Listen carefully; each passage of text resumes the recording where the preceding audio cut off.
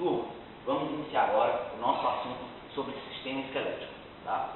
Para isso eu tenho aqui um exemplar do nosso esqueleto humano, tá?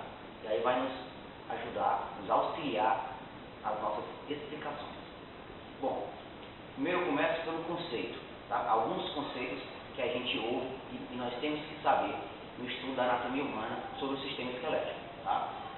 Bom, o primeiro conceito é osteologia. Osteologia significa o estudo do osso. Tá? Outro conceito que a gente pode já estar compreendendo é esqueleto. Esqueleto é formado por ossos e cartilagens. Tá? É um conjunto de ossos que alguns deles se articulam para possibilitar movimento, certo? E também essa estrutura para poder suportar, servir de suporte para os tecidos moles do corpo.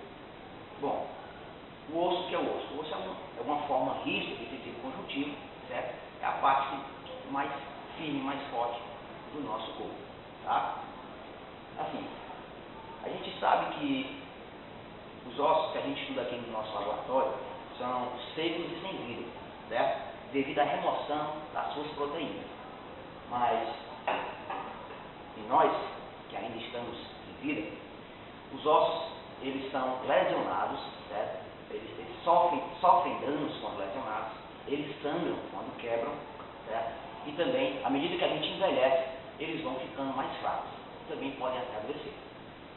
Recebem no seu interior vasos sanguíneos, vasos linfáticos e tem também algumas proteínas, certo?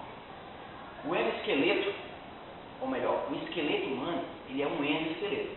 Isso significa dizer que ele se encontra no interior do nosso corpo e não é visível por fora. O exterior não é visível, certo? Então, o esqueleto humano, ele desempenha várias funções, tá? Várias funções. São basicamente 5 funções que a gente pode destacar.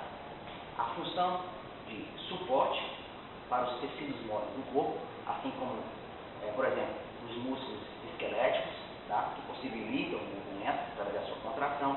A pele também suportada pelo esqueleto humano, tá? Alguns órgãos, vísceras.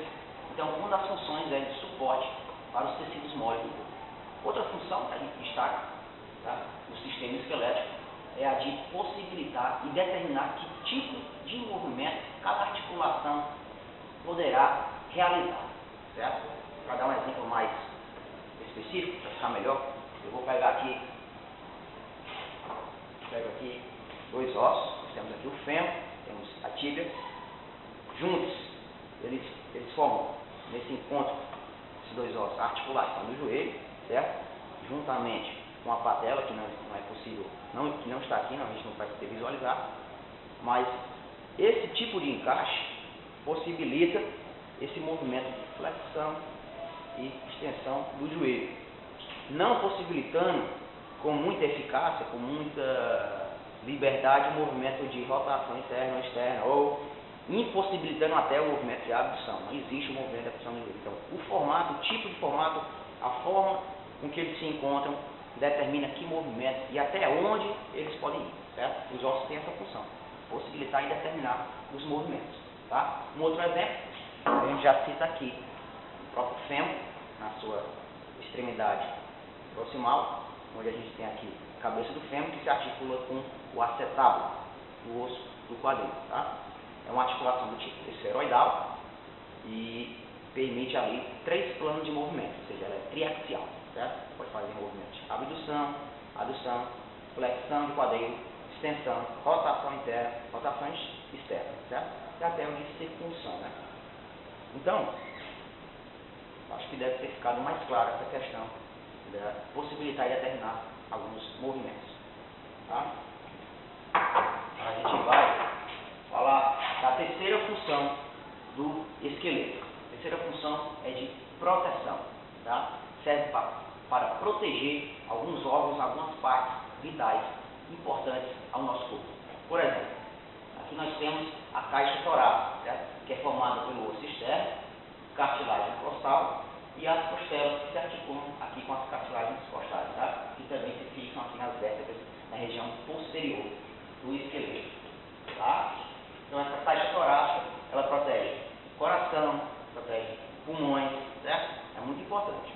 Outra região que protege também uma parte muito importante do nosso corpo é o crânio, certo?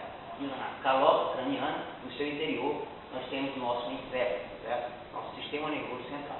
Muito importante. Então, o crânio ele protege, né? Aqui com os ossos frontal, parietais, certo? Aqui são de proteção.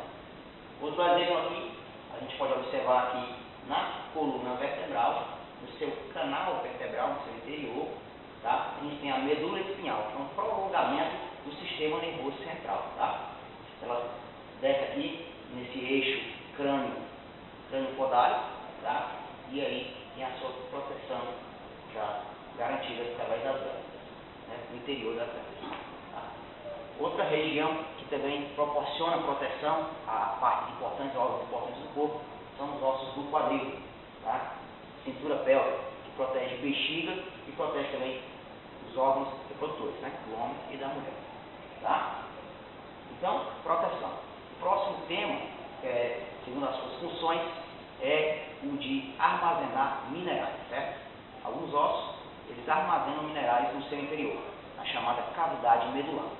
Novamente eu pego aqui o osso do fêmur, a gente pode explicar melhor. Aqui na parte do corpo, da diástase, no seu interior, na sua cavidade medular, ele armazena ali alguns minerais, como sódio, potássio, fósforo, certo? E aí, à medida que o corpo necessita em alguma região de algum desses minerais, é fornecido, certo?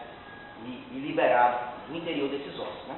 Essa liberação é realizada através de artérias, veias que estão interligadas, porque como a gente já sabe, no interior dos ossos tem veias, artérias, vasos linfáticos, ou seja, há uma comunicação interna, a parte interna com a parte externa do corpo, do osso, com todo o corpo, certo? Então, armazenamento de minerais, uma das outras funções, é a quarta função. Para nós finalizarmos essa parte de funções do esqueleto humano, a gente fala aqui sobre a hemopoiese. A hemopoiese é a produção de células sanguíneas, que é o processo de produção de células sanguíneas. Esse processo ocorre no interior de alguns ossos, quando já numa fase de crescimento já mais avançada, ela fica restrita às epífises dos ossos na região da medula óssea vermelha, certo? Medula óssea vermelha que produz. Mas no recém-nascido, certo? Nas crianças que ainda em fase de crescimento, quase todo o osso, quase todo o interior do osso é medula óssea vermelha e realiza essa produção de células sanguíneas, tá? Aí à medida que vai crescendo, vai avançando, a medula óssea vermelha do centro do osso, a diástase, vai tornando medula óssea amarela, que é que armazena lipídios, armazena as proteínas e minerais.